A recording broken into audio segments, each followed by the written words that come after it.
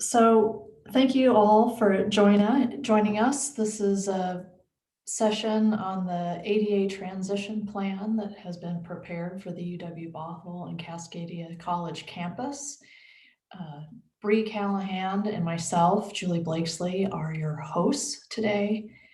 I am the university's environmental and land use planner within UW facilities and help to manage the analysis and outreach and transition plan development.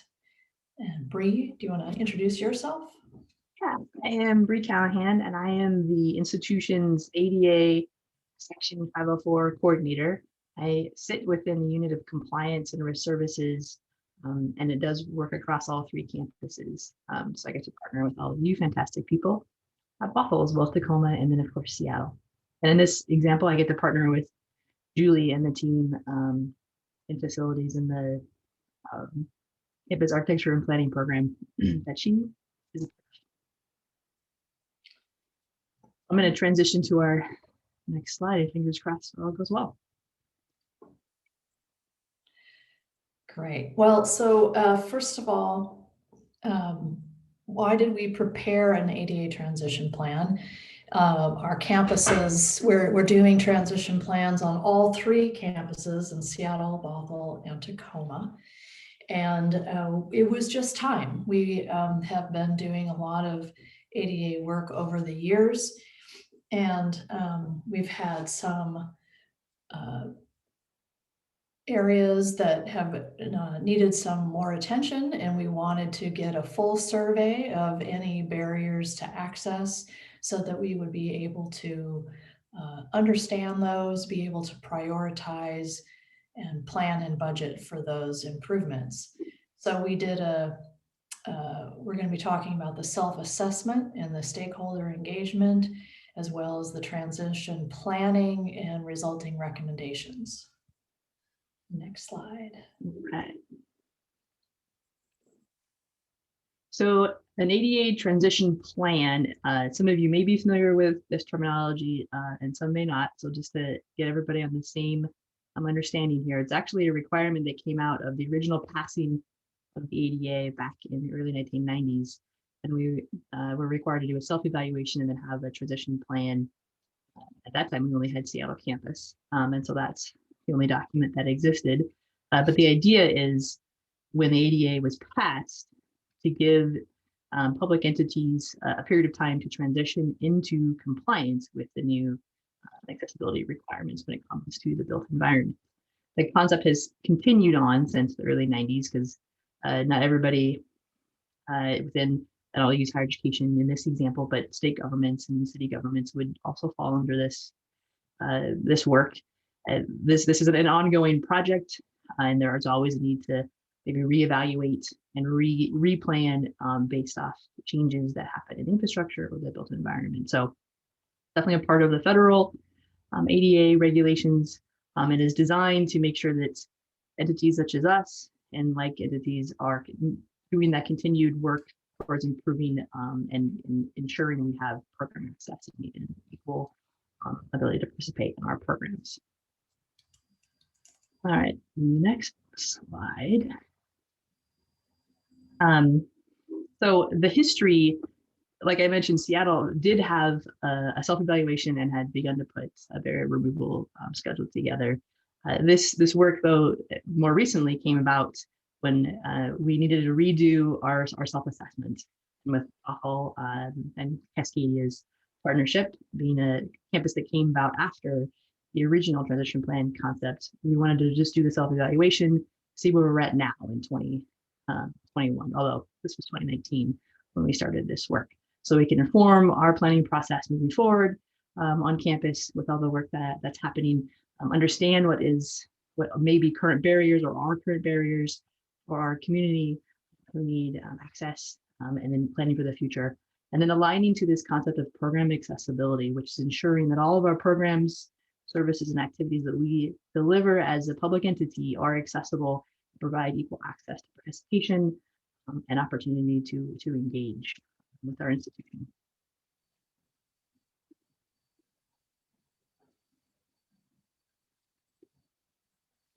So a transition plan itself, which is a written document that lives within University of Washington's facilities unit, much like a campus master plan, although this one is done in partnership with the ADA office, which is mine. So we both have equal ownership of this. There's a structure to a transition plan, and that is first the self-evaluation, and then that involves a stakeholder engagement, which we conducted. We're going to speak a little bit to here in a few slides. Understanding what the barrier removal recommendations are through that self-assessment and the stakeholder engagement. And then all this information will help us prioritize our future barrier removal and then implementing whatever plan that we put in place. So there's a definite structure to how these plans are designed and communicated, hopefully in a very rational step-by-step way. But that's where this meeting today will be helpful. If you have any questions or clarifications, we certainly want to be a part of that.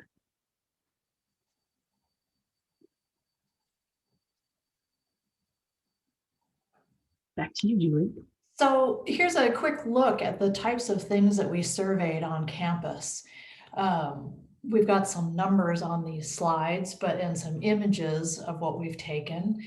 There are 2 different bus stops that we analyzed for compliance, 72 curb ramps all over campus, 82 accessible parking stalls and the access aisles associated with those, 26 crosswalks, 8 wheelchair ramps, 31 sets of stairs, 4 traffic signal push buttons, and I like this one, over about 4.5 miles of existing sidewalks and walkways.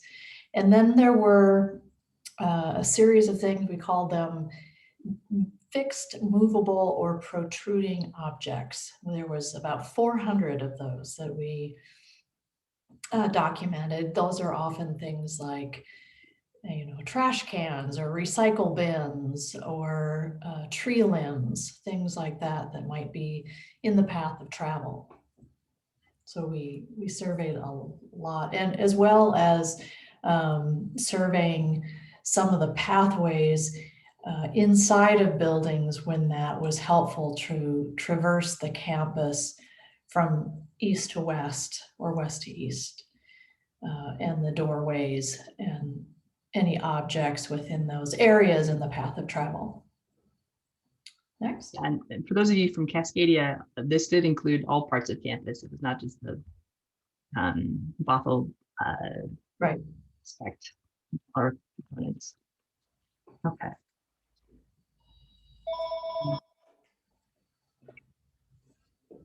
So the stakeholder engagement that I referenced before, I hope many of you were part of either the online or the in-person stakeholder meeting and survey that we were able to do. It was like such a long time ago because that was literally like 2 years ago, not this month, if not this week, because it was April 4th, we did our in-person. So we had a great session with those who were able to come and learn about what you and your campus stakeholders felt were barriers within your environment because you were there every day, except this past year, but normally on a regular basis and hearing your personal experiences. And those who weren't able to or were otherwise engaged, there was an online survey if the in-person option stopped. But there's a picture on the screen with numerous post-it notes where folks shared their thoughts around certain parts of campus, which was in your layout on your map. Lots of great feedback was provided there. Let me scroll to the next. So in terms of just lots of great comments from everybody. Lots of great comments. Really helpful. So here's kind of a rundown of those. We had a pretty good representation across the board in terms of the online survey for sure. Faculty and staff, you represented yourself about 65%. Students showed up at a pretty great rate, 33%. And we had a few visitors contribute comments, which was fantastic. Then in terms of anybody who identified the support, there was 25% noted they supported actual members with disabilities, and then or students, excuse me, and then 15% supported.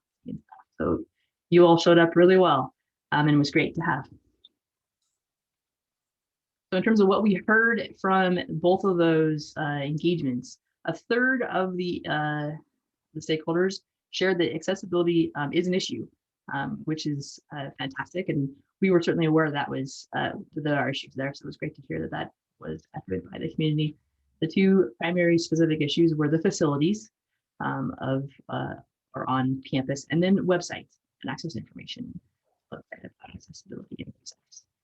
In terms of the facilities specifically, most were rated in terms of our poor or below average rating questions. The way it had sidewalks, stairs, and buildings were the primary things that have the ratings.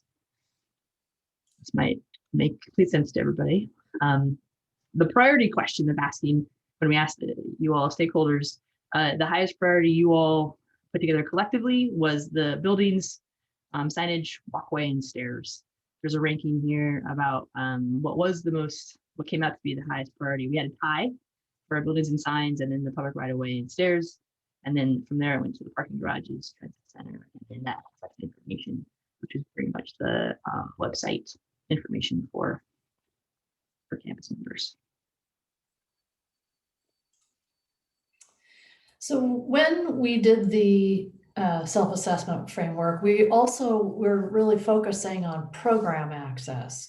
So we did an analysis of looking at building space use, what were the uses, and with the prioritization of those uses, it helped us understand those pathways that may have more importance or higher volume of use. And so that through looking at those two things, we could do some prioritization of where we do improvements. Next slide. So this shows us how we did prioritize the program. In general terms, it's those spaces and places that draw visitors, draw a large number of their visitors, students, faculty, staff. So, and then at the bottom of the list would be things that are perhaps just for UW employees, those that work in facilities where their job requires them already to, say, lift 50 pounds, that they have a lower need for accommodation. And so what the table on the screen shows are some of the top rated or higher scoring programs are things like athletic facilities, large classrooms. Large classrooms are more difficult to accommodate someplace else because we have a limited number of those type of rooms.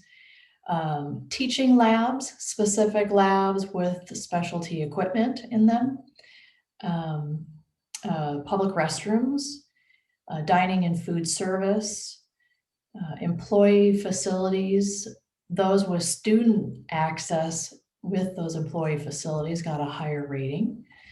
Faculty offices, housing, library and student areas, parking, and then, like I mentioned, maintenance facilities was a lower scoring building type or program use.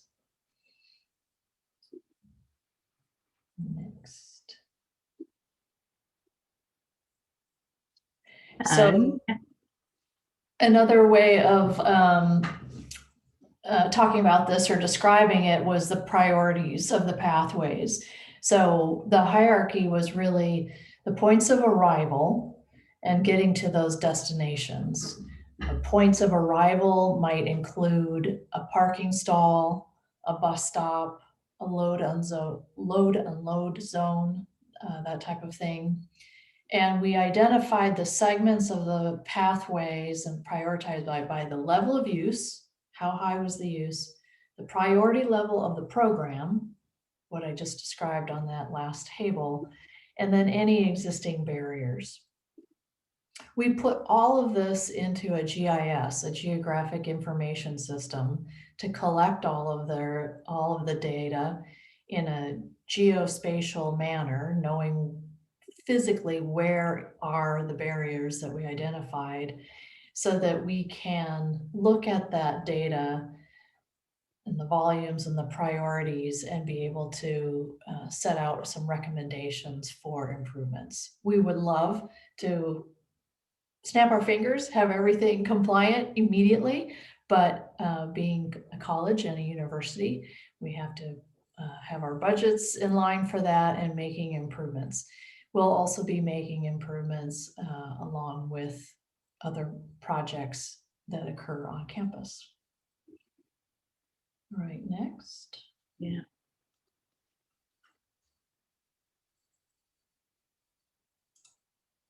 So in terms of the recommendations that are noted in your Bothell Cascadia campus transition plan, we have 5 of our items underway and 3 that are already completed, which is great. 3 are already done.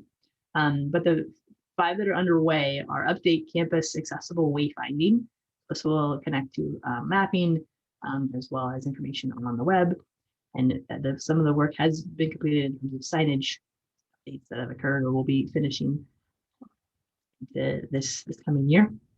Number 2 was educating UW staff and consultants on the ADA standards to make sure that as we're going through all of our projects, this is built into that work, from design all the way through construction.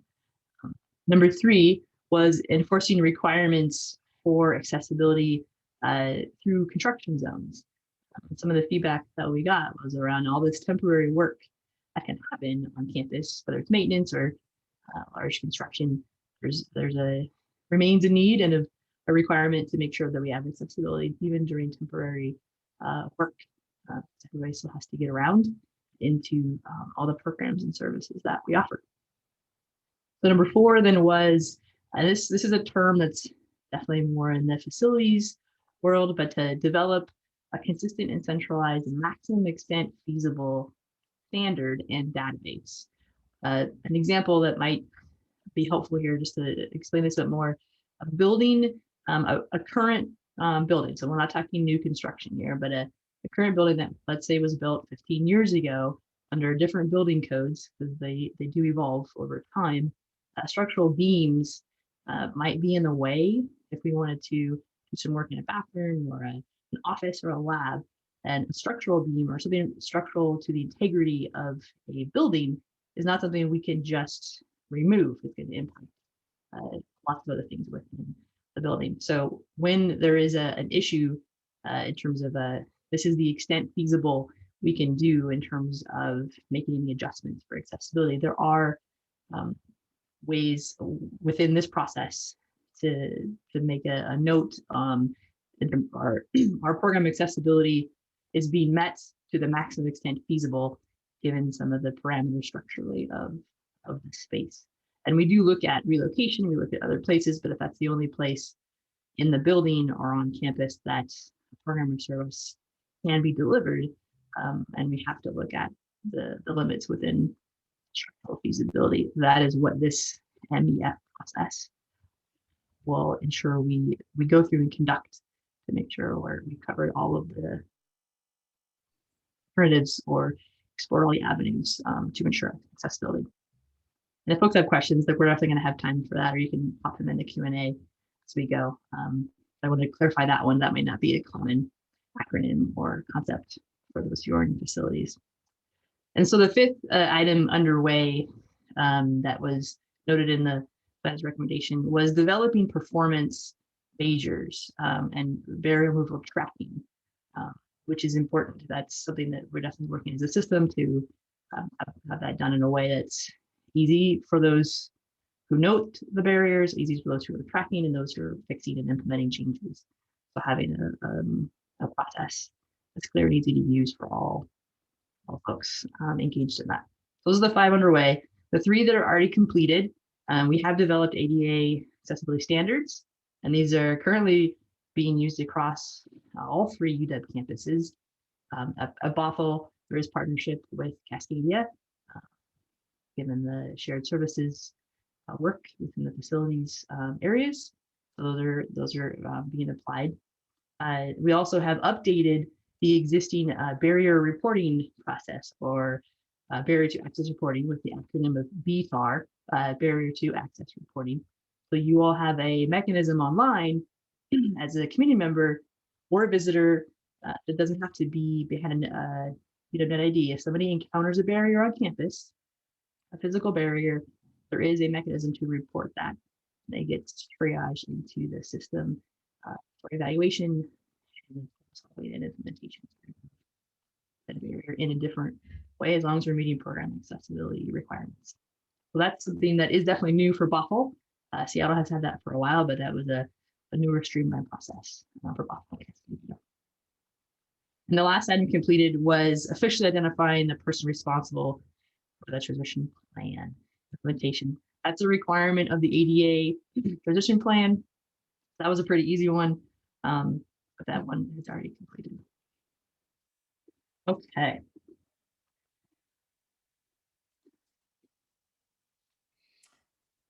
So I alluded to this a little bit. What are our methods of barrier removal moving forward from here? Is we have sort of 4 different ways that we typically do that. One is through new buildings. So if we have an existing sidewalk or parking lot or something that we're going to demolish and insert a new building and new sidewalks, that demolition, of course, removes the barriers. And then when we put something back, the intent of being compliant. We have 2 examples of that coming up: the STEM 4 building, as well as the redevelopment of the Husky Village student housing site. So those you'll be seeing. That'll take not months, but some years to do, but you'll see some really exciting new sidewalks and pathways and ways to get around campus. That would be terrific. Second way is through building renovation. If there's alteration to a classroom or bathroom or what have you, then any existing barriers there would be removed. General campus maintenance, that can be through regular tree limbing, recaulking of cement panels and things, moving of planters or providing new signage. And then we will also have some specific barrier removal projects. We're going to be having one of those coming up this summer, where part of the sidewalks that are a little off slope that we'd like to fix will be tearing up some of the sidewalk and replacing that. Yeah. We'll keep going. There is one question out there on this topic. We'll answer that at the end of the presentation. Yeah, great. Okay, so one other component of an ADA transition plan is setting up, excuse me, a reporting schedule, because we have a plan. We've made a plan of how we prioritize the work, and we're making a plan with that prioritization, and we get to report on the work that we plan to do and share at a pace that fits with the plan process. So for the first 3 years, there will be an annual report. There's a lot of things are going to happen over the next year, 2, 3, and then actually this first year is going to have a lot of work done on it at Bothell. So there'll be a good chunk of information to report on by December.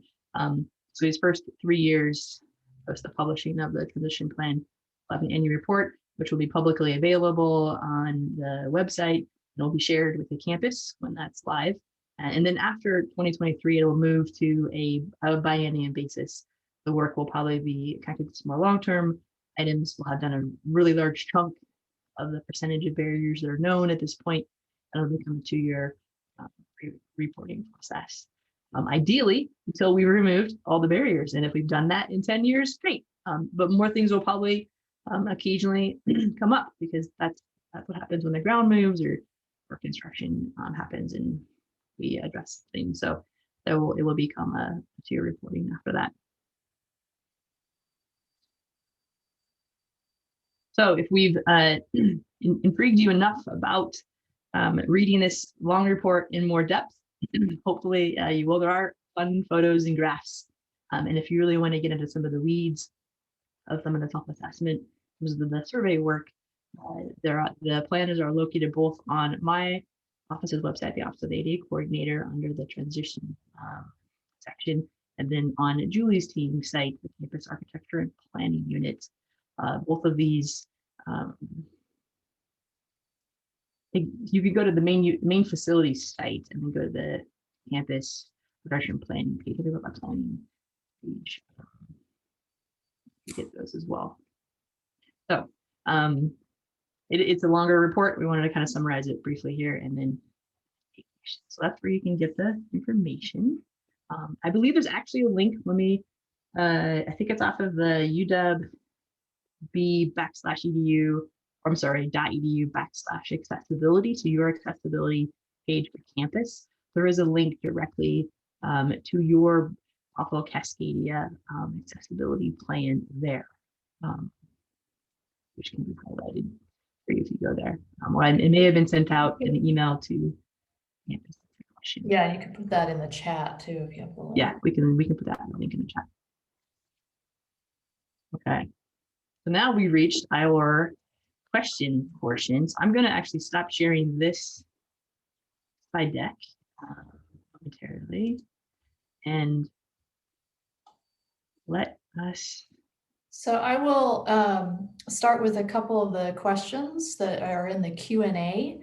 We'll read those for people to hear and answer those questions. And then if you have any other question, feel free to either raise your hand in that manner and we'll unmute you, or you can put it in the Q&A or chat. So here we have a question. Will the various planters and signage ever be moved away from doorways to allow for easier egress to and from the campus buildings? These would likely cause a major issue in the event of an emergency, but they also cause unnecessary congestion during class transitions. So that is, yes, that is definitely some of the barriers we had identified.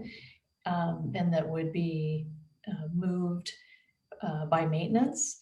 We find that has to be an ongoing monitoring situation because signage does tend to congregate around doorways and such. So we're trying to keep on top of that. Certainly, if you do see an area that is of concern, you can put that in the barrier reporting tool and flag that for maintenance to be able to take a look at it and move it in an appropriate location. So thank you for that question. Heather has a question here. Does the ADA transition plan take into account snowy and/or icy condition? It seems like access on and around campus is severely limited when we have inclement weather conditions. That is definitely true. One of the exercise of this transition plan that has been helpful is identifying those priority pathways from points of arrival to program. So those would be identified also as priority pathways for priority for clearing during those times. It's tricky. I think there's already some plans and techniques of clearing that to ensure it's not in a location where the snow coming off the roofs are going to impact travelers. So Bree, if there's anything you wanted to add to that. Yeah, this one is tricky because of the hill that Cascadia are on and how often campus actually holds classes in those kinds of situations. So that's definitely something that we're discussing in more detail with Bothell facilities partners. Okay. So And thank you for putting the link to the accessibility page in the chat. That was very helpful. Thank you. Any other questions anybody has? I'd like to type in or raise your hand.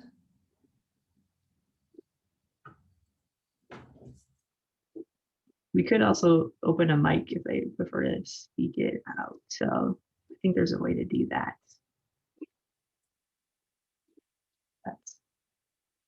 The plan in the chat, the plan is linked on the main accessibility page. So right under where the navigating campus, where you would click under get around campus, Want to right show where you that? click on navigating campus. Sure, I can show this. Let me pull this page out separately. If you haven't seen this amazing page, let's go. It's a great website. We should show that. So this is the UW Bothell, and those of you from Cascadia, I mean, it's all that's where they put it in terms of all the facility information, since the shared services agreement is Bothell, UW Bothell facilities. So this is your accessibility page. I believe Cascadia might have a redirect. That's a question I haven't asked in about a year when we set this up. But we've been adding information as things get stated. This is a collection of accessibility information. So it has IP, access information, has information for students, information for employees. But these 4 buckets, the specific one that we're speaking to under getting around campus, which is on the right, has the active wheelchair symbol. Next to it has 4 links. One is visiting campus. One is a visitor coming to an event, coming to get a tour.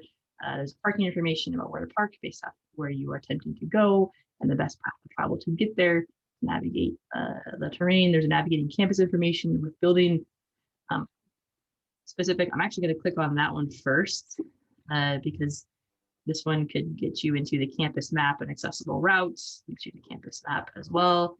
It does have information. As we update some of our pathways and entrances, this stuff will be updated as well, information-wise, but it will give you information specific to each building related to accessibility in terms of where building by building, where the elevator is, where the bathrooms are, and the closest parking that could be available to you. As the west parking garage is now, is it open yet? I can't remember. I think it, or will be when we return to campus. We will be adding the west parking garage to the relevant buildings here now that it's going to be open. So there's information. I'm just slowly trying to scroll. That gives you information with your building. This is much easier at Bothell because you have fewer buildings in Seattle, thankfully, so the page is not too long. At the very bottom of this page is the report of physical barriers to access that we referenced before. Takes you to just a web form that's accessible. You can just submit where we're on campus in terms of the building. Even can then take a picture and upload that if you want to document it that way, and it will be put into the facilities triage system. And we'll reach out if there's follow-up questions or just to connect with you. Right, so if you see a sign or a planter, you could say, you know, in front of the library door, there's a planter that's could be in the way. If you want to take a picture, you can upload the picture and then send that in. For sure, yeah. And then the current location for the ADA transition plan is just right under that navigating campus link, but thank you for the feedback. Include it on the navigating campus page as well. If people are going right there, adding that link there would be good. So this I think redirects right back to my ADA office page, which was a decision that I would host the location for all campus pages because we will have 3, Bothell, Seattle, Tacoma, and as I am the tri-campus office in oversight, it will take you to the broad ADA campus page. So you will have to come down and check out the Bothell page here. And then should you travel to other campuses, you can check out the Seattle-Tacoma one as well. And if you wanted more detail about our outreach that we did with your great staff and community, there is more detail in the slide decks and summaries from our outreaches, and Bothell's on top because athletically you are number one. So, but we can look at adding some links if folks are in fact going to other pages first and coming into this home page.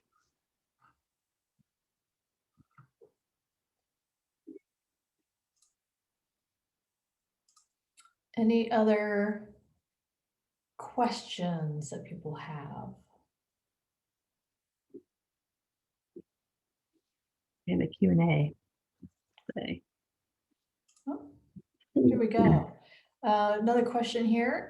I'm curious about the building features listed in the ADA plan, page 33, table 6-2. What were or are the non-compliant building features? The table says see Appendix A, but I'm not finding appendix. So that there's, let's see. What were the nine? So the building features that could be, some of the features for each building, it's a little bit different. Examples include door pressure might have been off a little bit, that it was too firm. The other is that the threshold into the building may have been more than 1/2 inch in vertical discontinuity. We had, I recall we had things like a fire extinguisher box mounted to a wall or a television screen, a monitor on the wall that protruded. And so we fixed those items. We had, I believe, 1 or 2 features of an elevator that the way the panel was inside the elevator, and that has been repaired. And we did have in one building, we had one hallway where the slope was exceeded the compliance standards, so that will be underway in repair. Those are the sort of example types of features.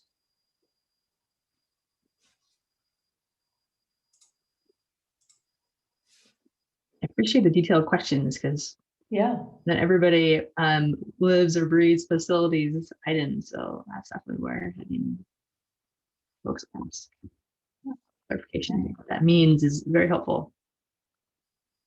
So you all feel to understand work.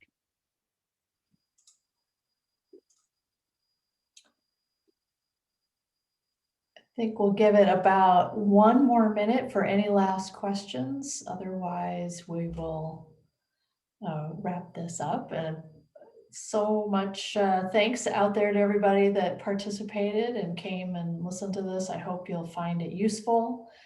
And like Bree said, we will get the transcript all set from this and get it posted so that you can listen to it again or share it with others that you think might be interested.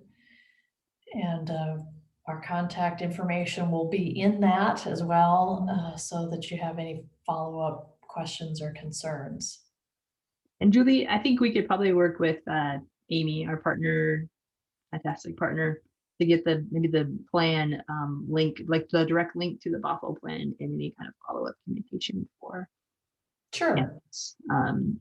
Just so it's attached to all our, yeah, if they folks want to read it in detail. Absolutely, yeah. All right. Thank you, everybody. Have a great afternoon.